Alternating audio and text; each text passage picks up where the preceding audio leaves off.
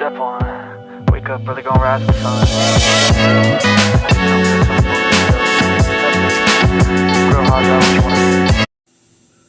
Hey guys, so I didn't really get through all of Act 1 like I wanted to, but I did get through the prologue.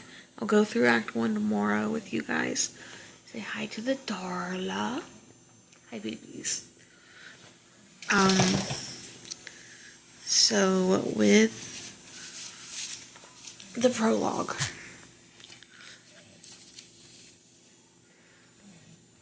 if I can get stuff together for you guys. The prologue goes as follows. Enter chorus. Chorus. Two households, both alike in dignity. In fair Verona, where we lay our scene. From ancient grudge break to a new unity, where civil blood makes civil hands unclean.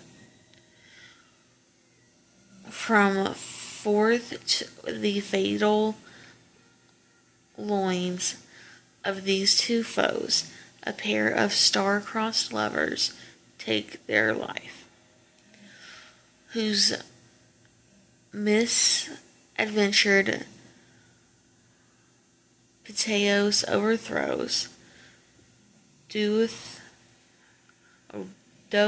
with their death bury their parents' strife, the fearful passage of their death-marked love, and the continuance of their parents' rage, which but their children's end not could remove, is now the 2 hours traffic of our stage, the which if you with patient ears attend, what here shall miss, our toil shall strive to mend.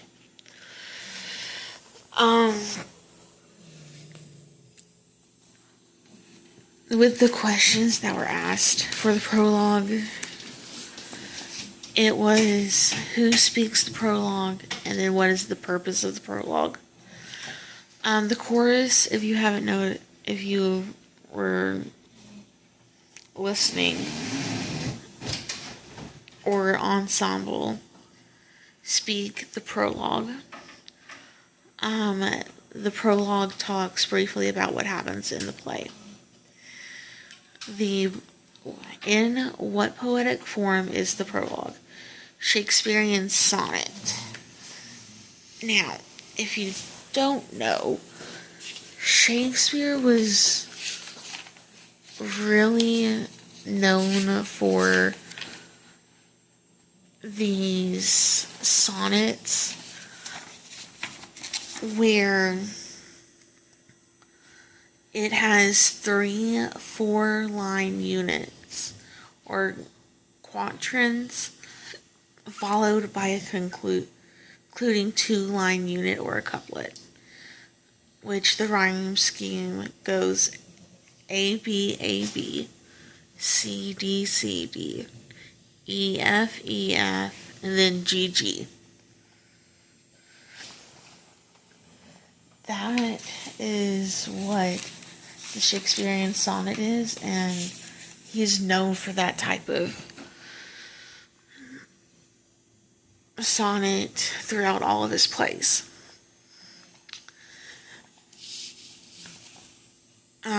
Explain the importance of lines 5 and 6. Now lines 5 and 6 I have highlighted here. From forth the fatal loins of these two foes, a pair of star-crossed lovers take their life. Now in the plain English that they have with it, it says 2 unlikely children of these enemy families become lovers and commit suicide. So there's that. That is going to be pretty much the overall tragedy. So that's pretty much what I wrote down from the plain English. But it kind of changed it, saying the children of the enemy families become lovers and commit suicide. What themes are established in the prologue? Now, I saw by multiple people that there are different things within the prologue. If anything, the prologue pretty much emphasizes that the play will focus on love. So pretty much the love between Romeo and Juliet and everything that follows within that. We will be talking tomorrow about Act 1, Scene 1, which is a public place in Verona. So I will see everybody tomorrow as we talk about this and everything in between.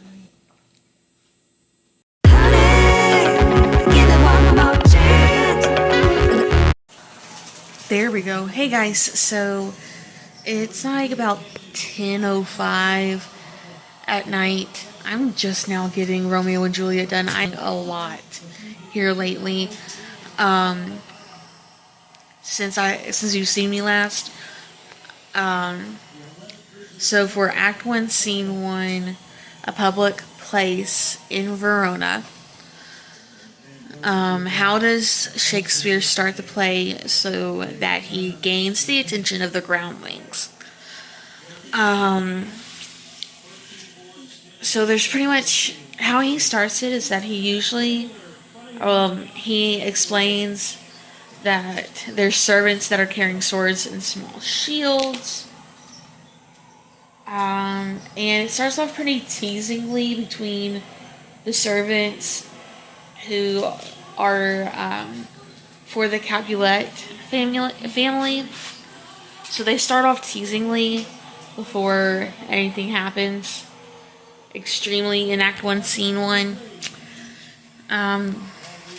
2. The servants of the house of Capulet are already using insulting language to generalize about members of the Montague family.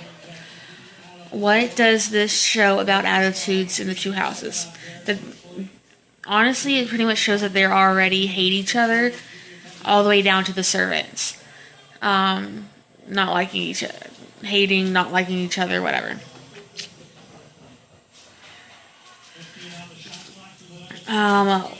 What are the attitudes of Gregory and Samson towards the law? And it's within lines 38 to 41. Pretty much, they don't care about what the law says. They're just agonizing whoever is present with them. Who is Tybalt and why is he so dangerous? Tybalt is Juliet's cousin. And if there's an injury to his pride, then that's when he starts getting dangerous.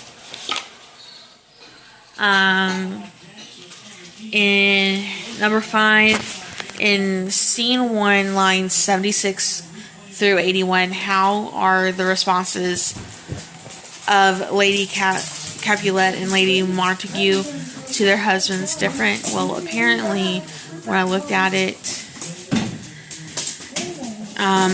Lady Capulet is worried about Capulet's health, while Lady Montague doesn't want Montague to fight with the enemy at all. 6. What warning does the prince give the street brawlers in Scene 1, lines 82 to 104? He is threatening the street brawlers' lives for another disturbance. Then he wanted to talk to Montague and Capulet separately. So he kind of guides Capulet into coming with him while Montague waits for him somewhere else. When Benvolio asks what is the cause of Romeo's strange behavior, what does Romeo tell him? Lines 165 to 169. Pretty much Romeo explains that he's in love and that he's tired of the hatred between both families. And when we talk more, we'll talk more on why type thing. An oxymoron is a figure of speech that combines two contradictory elements such as defending silence. List 4 oxymorons in lines 77 to 182. I didn't really list them. I kind of listed the definition on a couple of them. Love can be exciting and destructive, but also be light and airy in nature. But with Romeo, it comes with emotional weight. Why did you get that pillow? That is Gavin's pillow. Gavin left it on the... No, that is not for you. That was for her sister. That is not a pillow for you to lay on. Look at Sadie's direction. Outside on the front porch. No, it's not. Nobody's on the front porch. Oh yeah, he's across. Okay, I forgot he went across the street talking to you.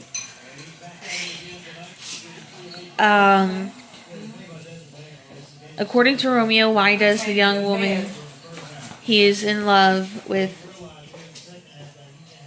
refuse him? Lines 213 to 219. It's primarily because she's still a virgin. Which Benvolio questions afterwards. And then number 11, which is the last one. Why does Romeo not want to look for another woman? Primarily because he found someone already beautiful, so he's not interested in anybody else. Other than that, I will come back with you. I'll come back and see y'all Monday with updates on what I've done. So, yeah, I'll see y'all in the next clip, guys.